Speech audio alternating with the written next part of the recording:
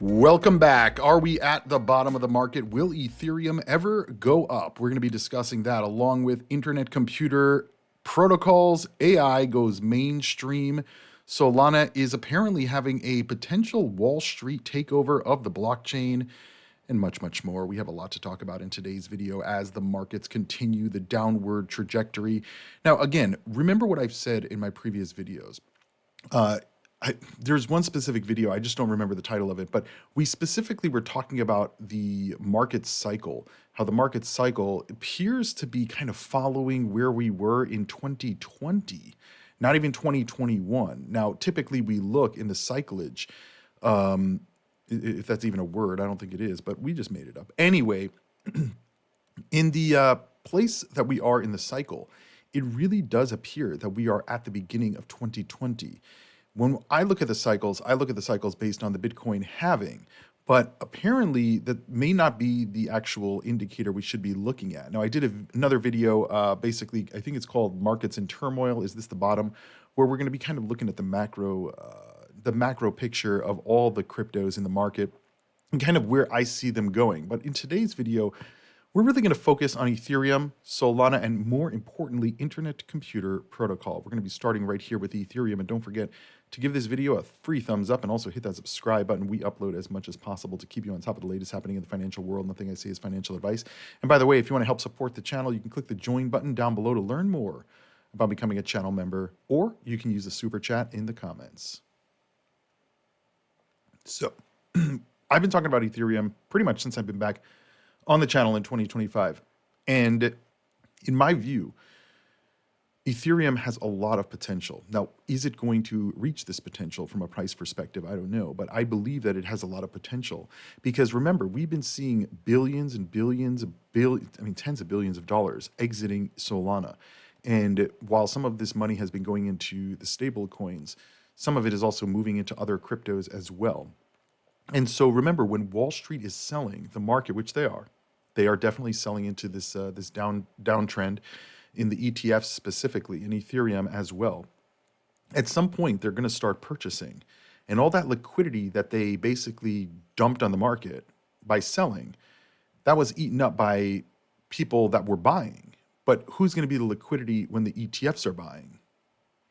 It's a good question. The same thing goes for Bitcoin as well. And so we are seeing a lot of Ethereum leaving exchanges. This is very important to understand because, if it's going to cold storage wallets or it's moving into, private wallets and then moving into DeFi, that means that the money is going to be moving, right? And it's going to be transacting. And when transaction volume goes up, what else goes up? Well, obviously gas fees, but transaction volume goes up. This shows that the volume in the network is big. One of the big things I've been getting on this channel when I've been talking, negatively about Solana and Solana's drop in price, which we've called literally since I've been back on this channel, and we said it's going to continue to go down. I believe under $100, probably under $75 at some point in the very near term. And a lot of the people in the comments or other YouTubers that I watch that are rebutting this kind of thesis that Solana is going to continue to drain. They're saying it still has a lot of volume. A lot of people are still using the network. If you look at the transaction volume, and it's increasing. It's at all-time record highs. And I'm like, well, number one, that's an indicator that we potentially are at the top of the market for that specific crypto. But at the end of the day, it also indicates people are getting out, right? When people are getting out of the market or out of that specific crypto, you can see a lot of transactions and a lot of crypto moving. And the same thing when people are going into the market. I don't see any reason why Ethereum will not perform. It's still the number one used DeFi ecosystem in the actual world. Now, if we look at where we are on the Bitcoin halving chart, I should have showed you guys this at the beginning of the video, but I didn't even remember I had it up. But anyway, what you can see here is this bottom line. This is days since the halving, right? So you can see the bottom line, really how early we are in this specific cycle. But remember what I told you, if you look at the first cycle, which is this top purple line, and then the second cycle, which was this middle green line, and then the third cycle, which was this blue bottom line, every cycle we're seeing lower and lower highs in terms of percentage gains. And again, these prices are scaled to the 2024 halving. But what you see here is you see a clear drop in every single cycle and how much of a move to the upside we see. And so this is where I am looking at this kind of chart and I'm saying first cycle, we're basically right within 50 or 60 days from the top of the market. Second cycle, we're about 200 days from the top of the market, right? Because that happened in like November. Third cycle, we're basically there already, right? We're at the top of the market for last cycle. You can see that the market did top in the beginning of the year in 2021, but the market double topped over here in the end of 2021. But that last little jump right here, basically a little bit higher than the first jump, this is not guaranteed. It's not guaranteed at all. And because you can see how close these numbers really were, right? In terms of the first pump in last cycle versus the last pump in last cycle. And again, this is in Bitcoin price, not altcoins. You can clearly see that this is very, very close. And I'm sure there's a lot of people who bought at the top here, right? I think it was like $70,000 last cycle, the top of the market, 60, 70,000. They bought at the top thinking that we're going to go higher, and we did not. And so this is where we are. And I anticipate that this cycle, we're going to be lower than the previous cycle. And so that kind of puts us in where we are to where we potentially could be, which I would imagine would be somewhere around here, right? Somewhere around this line, which would be a $200,000 price. And this is kind of in line with my thesis. Originally, last cycle, my thesis was this cycle we were going to hit like $250,000, $300,000. But now, I mean, I think since last year, really, I was saying maybe we'll hit 200,000, but even that is not guaranteed. I mean, we're already at $100,000 Bitcoin, and the whole market follows Bitcoin. So even if Bitcoin comes down and there's a rotation into altcoins, eventually those coins are going to come down as well. But when I look at Bitcoin, I'm like, this next pump is it, guys. I really believe that. I believe if we have another pump, I mean, we may not have another pump, but I believe that there will be one more pump in the market. It may not be as high as people anticipate, but it will be a pump, and this is going to be the last major pump. There'll probably be more volatility as we move on in the cycle, but I think that we are approaching the top. I mean, a lot of the things that have been priced in with Ethereum, the Ethereum ETFs, they're approved, they're being purchased and sold. What else is exciting about it, right? We have a new upgrade coming up in April. This potentially is going to bring us to a new pump. I don't think that big money is stupid. Right? Big money is not pulling their money out of Solana and just sitting on the sideline waiting to buy back into Solana. That's not what they're doing. They're selling their Solana and then they're putting it into altcoins and looking for other coins to put it into. And the fact that Ethereum hasn't even met its all-time record high yet tells me that the big money is probably going to be moving here, especially at these prices. Because from here, even just a doubling to $4,000, that's not even the all-time record high, and it's still double where we are. Right? So the big money, if they can double their money, they put in $20 million, they take out $40 million. They're happy. They're happy. Wouldn't it be that nice to just say, you know, I'm going to buy $20 million worth of Ethereum, and then in a few months, I'm going to sell $40 million worth of Ethereum? Yeah, does sound nice. Anyway, we're going to be talking about this chart as well on other videos and where we are in this cycle, because this is a very important chart to look at. Because it puts everything into perspective on where we are in the cycle, how high we're going to go in the cycle, and it puts away all of this nonsense that people are saying we're going to hit $1 million, $2 million, $3 million Bitcoin, maybe in the future, right? But we would have to literally, to hit $1 million, we would have to basically we would have to make the moves, right? The percentage gains that we had back in 2016 and 2017. And I don't necessarily know that we're going to see that, especially the ETFs have already been bought. And that brings us to Solana, right? There's more turmoil, there's more issues, there's more shakeup happening in the Solana ecosystem. And so this article is from January, but it kind of leads us to where I'm going to show you guys a few different articles about Solana and how their monetary policy may be changing, and how some people in the Solana ecosystem and who research this and work in the field, they believe this potentially could be a Wall Street takeover. Now, that could be a good thing or a bad thing, depending on how you look at it.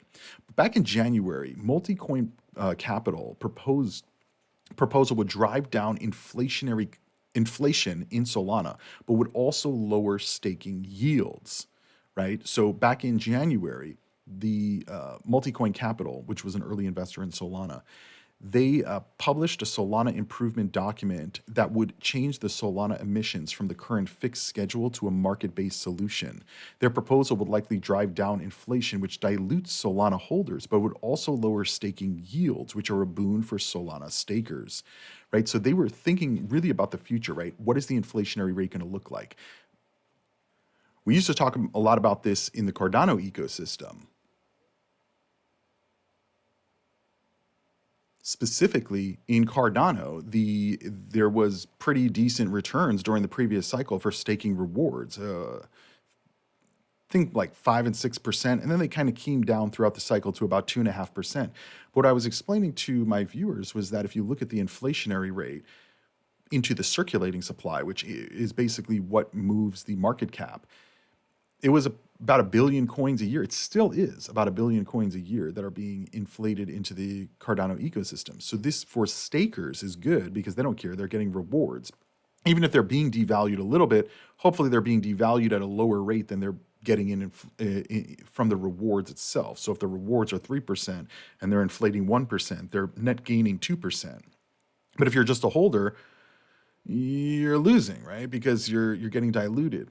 And so that is definitely an issue in Solana and all these ecosystems. But a lot of people look at it as they want to drive down inflation, and that would lower staking yields, which would probably lower the overall participation rate in staking, and therefore, by kind of the idea of how these ecosystems work, that would lower the security of the network. So this was back in January.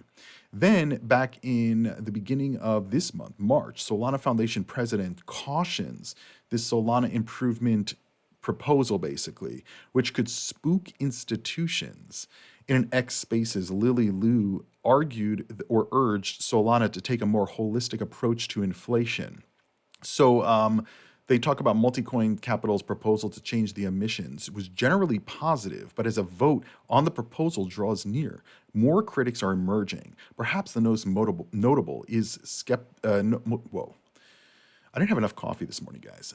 Perhaps the most notable skeptic has been Lily Liu, president of the Solana Foundation. In an X space, Liu urged Solana to take a more holistic approach to inflation and said institutional investors could be scared off by unpredictable staking rewards. It's interesting how they're thinking about this because, again, the banks, you're not earning anything right now. Okay, even with a CD or one of these like kind of high yield accounts, you can maybe make like 5%, but you can make more in a lot of these staking ecosystems. I mean, Solana's staking ecosystem, you can get if you go to stakingrewards.com, you can get the basic kind of understanding of where it's not 100% accurate, I don't think, but it's pretty close. So if we look at Solana right here, the reward rate it's showing is 8%. Okay. So yeah, between 7.5% and 8.5%, depending on where you're staking. Let's see, custodial staking, because this is probably a little bit on the safer side. What? I don't know what just happened. I clicked custodial and it brought me here. Maybe I have to pay for the service. I don't know, but I did see Coinbase. Coinbase is an 8% on Solana staking. And the fee is 8%. So you're probably in the 7 or 8% range. So again, you're getting 5% at the bank or 8% in Solana. And potentially you can get more depending on the network performance and all of that. Anyway, this proposal is a Solana governance proposal currently being shepherded by a lead economist. It seeks to replace Solana's current preset emissions curve with a market-based mechanism that raises or lowers inflation based on the percentage of Solana that's being staked. That's interesting. So this proposal would lower Solana's inflation from its current 4.5%. Again, you're earning 8%, but the inflation is 4.5%. So you have about like a 3.5 to 4% spread, even if you're being diluted by that 4.5% inflation rate. Again, just doing the numbers quickly in our heads. Anyway, to less than 1% under the current staking levels. That's a pretty big reduction from 4.5 to 1%. It's about a 80%, 75% reduction in inflation. This would put less water in the proverbial leaky bucket. The proposal targets a 50% staking ratio, down from 63% currently, but emissions would be lower than their present levels in any event. The issue with staking, especially not liquid staking, is you can't use your coins. So I think that what a lot of these ecosystems are looking at is if you can't stake, if you have to stake your coins to earn that way, and we have more than a 50% staking kind of target, where's going to be the coins for everything else, for liquidity, for DeFi, for token swaps, for all this other stuff that they're doing in the Solana ecosystem? Where would be all the coins for that? So lowering it, I definitely understand. So Lou's critiques, that's the president of Solana Foundation, have so far focused on the lack of data collection and analysis on the expected impact of this proposal, as well as how market-based staking rewards could scare away large capital allocators. Lou said widely fluctuating yields turned away institutional demand from Atom or Cosmos, which also adopted a market-based emission approach. He said, Lou said, we need to think about the asset ecosystem, noting that she gathered feedback from institutional players indicating that investors tend to like reliable dividends. She also called for Solana to slow down and take time to develop a more holistic perspective on monetary policy. Very interesting. And now, this person over at Blockworks from with the Lightspeed newsletter said Solana monetary policy decisions are in the spotlight. And they, in this opinion piece, they said, although network centralization is a concern, MEV tips will contribute proportionally more REV. So Jito will have relatively more power, for instance. What's more important is that Solana doesn't lose scrappy pragmatism that made it so popular in the first place. Issuance is probably too high, meaning the inflation, and validator revenue should start coming from real value creation in the form of MEV and priority fees. This proposal should probably pass. Again, this is an opinion piece, and I would agree with what they're saying here. And this is the Jack over at Blockworks. And I would kind of agree because here's the deal, guys. If you're just staking and earning rewards and devaluing the rest of the ecosystem, all the actual participants who are building on the ecosystem, they're being devalued from you just staking your coins to, quote, secure the network, even though are you really securing the network when you could be actually transacting and using the network? These are big differences. And I think this is the big difference from 2020 and 2021 to where we are in 2025. Big difference. There's still a lot of ecosystems and developers and users and holders of these coins that are like, no, we need to keep our rewards high. And it's like, okay, what are you doing for the network? Oh, we're securing the network. It's like, no, you're not. You're actually hurting the network in the long term because you're devaluing everything in it for you to literally just hold your coin and stake it, right? This is why liquid staking, being able to use your coin in other ecosystems as well while you're staking, or kind of incentivizing other uses, right? If you actually use the ecosystem, you could earn more, and if with less inflation, you would be devalued at a slower pace. These seem like pretty obvious things. Anyway, anyway, maybe they were talking about Lightspeed. Anyway, whoever said these things, they're basically saying since 100% of the fees now go to validators, Solana inflation has climbed a bit from 3.7 to 4.6% on an annualized basis. That's a predictable outcome. But what they found interesting is how unpredictable parts of the proposal's response going live has been. If users and validators were perfectly rational, then users should have started paying fewer priority fees, according to one person. That's because Solana removed what was essentially a 50% tax on fee revenue, so validators could charge half as much for fees while generating as much revenue as before. But so far, priority fees have stayed constant, perhaps indicating that competition between users isn't putting downward pressure on priority fees. On top of this, validator revenue from priority fees was proportionally lower after this proposal than it was previously. Users made proportionally more use of tips, and validators couldn't get them to switch to paying priority fees instead. All this is a little early to extrapolate trends from, but it's still interesting to note. Now, also what's important to note is like all of the recent activity on Solana's network has been meme coins. So if you're using that network activity as kind of like a benchmark or baseline, it's flawed data in my view. Anyway, that brings us to Internet Computer. Now, internet computer, in my view, the technology within it and on it and what it is capable of is going mainstream. In this opinion piece on CoinDesk, Dominic, the founder of Dfinity, which is the developer behind the internet computer, says that mass adoption of Web3 through self-writing internet is the next big thing. And basically, internet computer can already do this. So Dominic stated, today, hundreds of millions of people own Bitcoin and other tokens hosted on blockchains worth trillions of dollars. Increasingly, these blockchains host far more than tokens. Bingo. And this is exactly what Internet Computer is about, right? Internet Computer is basically a blockchain of the future tech stack. And they can do more than just transact in coins and stake and do meme coins. I mean, this is not even what internet computer is focusing on. And this is why I believe, and probably Dominic as well, believe that internet computer is going mainstream. Dominic said, I believe a new blockchain revolution is imminent thanks to advancing AI and self-writing application technology. This relates to an important emerging trend called vibe coding. This involves software engineers using tools with integrated AI that can write and fix software code on their behalf, making them much more productive or less productive because the computer is actually what is productive.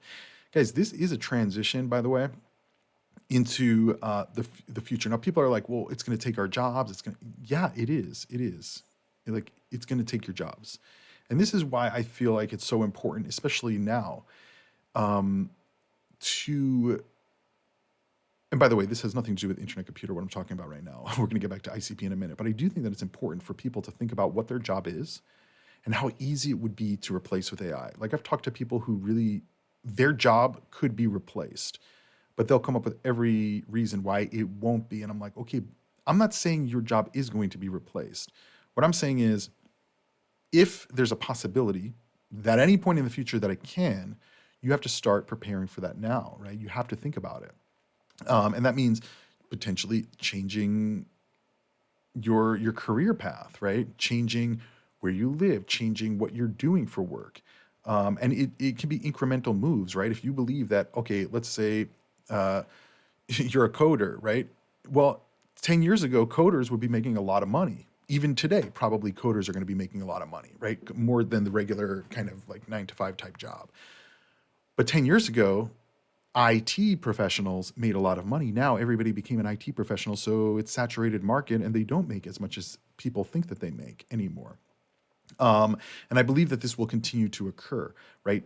As time goes on, they're going to be phasing out these jobs. So there's going to be less jobs. There's going to be more people who want to do them because that's what they went to school for. That's what they were doing, and they didn't career change. There will still be jobs, right?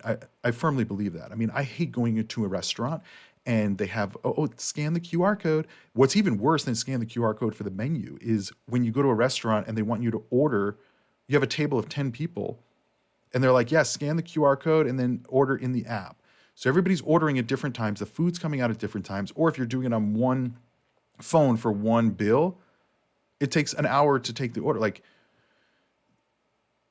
people don't want to do that, right? I've actually seen many restaurants that were doing that revert back. Because I would go to a restaurant, I'm like, can you take my order? I'm not doing that. Like, I'm not ordering on my phone, right? I want to interact with so that they can answer questions about the food or the restaurant or whatever the situation is. But yeah, that's one example of how the kind of AI future, it's not going to be every job, but people do need to prepare. And understanding that software engineers can use AI to help them code and fix other coding, they're also actually just training the AI to do it themselves, and they don't need the human eventually.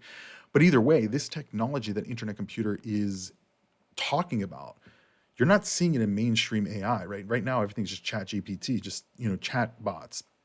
But what a lot of them are developing is this kind of technology that these applications can write code themselves. You just say, hey, I need you to build a product. For instance, Salesforce is a company that a lot of different other companies use to kind of process customer data, gather customer data, process orders, invoicing, all of that kind of stuff. And you have to have consultants hired to then go build what you want within Salesforce and then keep the product running and do updates on it. It costs a lot of money, where you can now just basically have an app that can basically build what you need within the ICP or other, kind of AI type ecosystem. Dominic says the self-writing app paradigm takes this much further by enabling non-technical users to create, own, and update apps simply by instructing AI over chat. For reasons he said he will explain, blockchain is a unique position to help bring this revolutionary functionality to the world. Now, by the way, I'm not going to be reading through this whole opinion article, but I do have another video coming out where it's going to be called Mass Adoption of ICP AI. And we're going to go through this whole thing. We're going to really be talking about these self-writing apps on internet computer because, as you guys know, I'm very, very bullish on internet computer protocol. I think over the long term, like they're the only blockchain that has live AI on it right now. The only one. No other blockchain has it. Even you know the reigning champion of AI, artificial superintelligence, they have no product. Internet computer has a product, and they have multiple kind of product verticals that we've talked about in my videos.